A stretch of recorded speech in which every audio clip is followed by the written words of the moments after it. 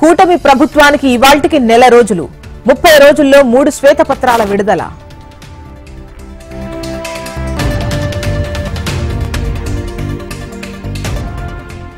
ఇవాళ వివిధ శాఖలపై సీఎం సమీక్ష. సాయంత్రం చీఫ్ జస్టిస్ తో సమావేశం కానున్న చంద్రబాబు.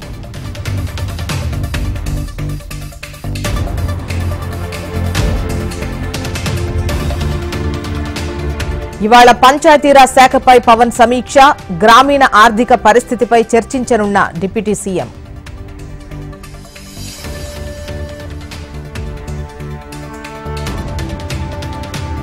స్టీల్ ప్లాంట్ ప్రైవేటీకరణ లేదంటూ చేసిన ప్రకటన సంతోషాన్నిచ్చింది.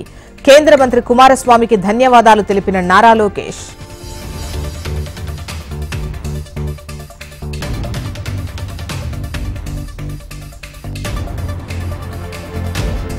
గాంధీభవన్లో రెండో రోజు కురియన్ కమిటీ సమీక్షలు. ఎమ్మెల్యేలు ఎమ్మెల్సీలతో భేటీ.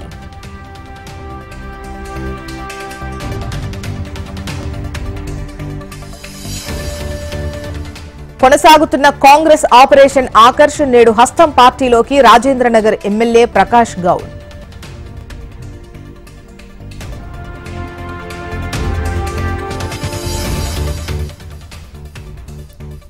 నేడు బీజేపీ రాష్ట్ర కార్యవర్గ సమావేశాలు. కిషన్ రెడ్డి అధ్యక్షతన జరగనున్న సమావేశాలు.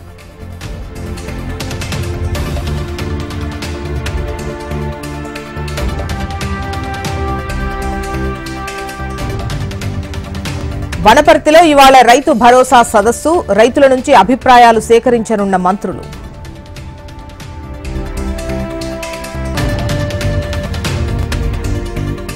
తెలంగాణలో డీఎస్సీ హాల్ టికెట్లు విడుదల. ఈ నెల 18 నుంచి ఆగస్టు 5 వరకు డీఎస్సీ పరీక్షలు.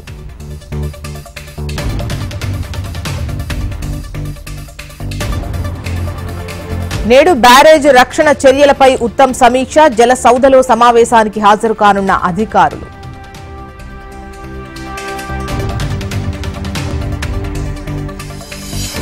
నేడు నాంపల్లి కోర్టులో ఫోన్ ట్యాపింగ్ కేసు విచారణ. నిందితుల బెయిల్ పిటిషన్స్ పై తీర్పివ్వనున్న న్యాయస్థానం.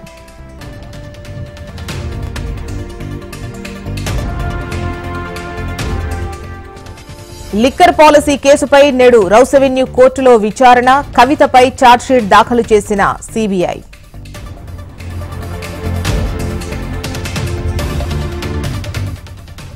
ఖమ్మం జిల్లాలో ఏఆర్ కానిస్టేబుల్ రాసలీలలు. జాబ్ ఇప్పిస్తానని లోబరుచుకున్నాడని భర్త ఫిర్యాదు.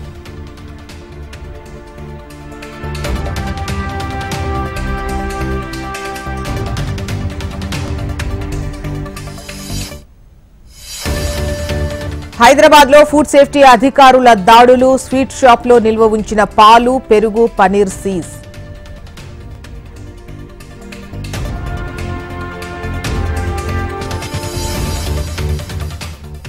నేడు కేజ్రీవాల్ బెయిల్ పిటిషన్స్ పై సుప్రీంకోర్టు తీర్పు. ముగిసిన ఇరుపక్షాల వాదనలు.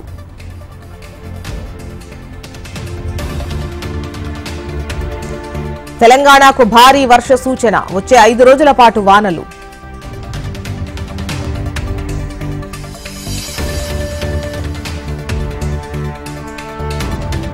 ఉత్తరప్రదేశ్లో ఘోరం. పిడుగుపడి 38 మంది మృతి.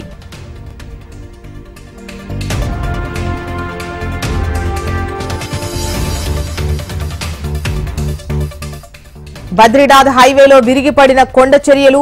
త్రుటిలో తప్పించుకున్న కార్మికులు.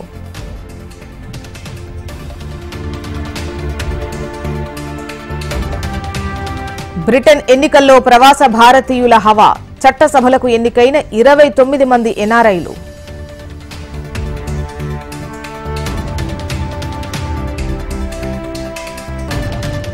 అమెరికా అధ్యక్ష ఎన్నికల్లో విచిత్ర పరిస్థితి. ఓ సర్వే ప్రకారం ట్రంప్, బైడెన్ ఇద్దరినీ వ్యతిరేకిస్తున్న ప్రజలు.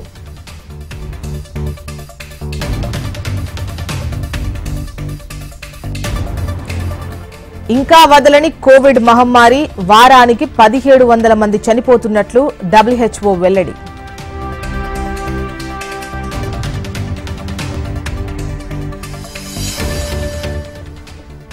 ల్యాండ్ అవుతుండగా ఫ్లైట్లో మంటలు. పాకిస్తాన్లో త్రుటిలో తప్పిన పెను ప్రమాదం.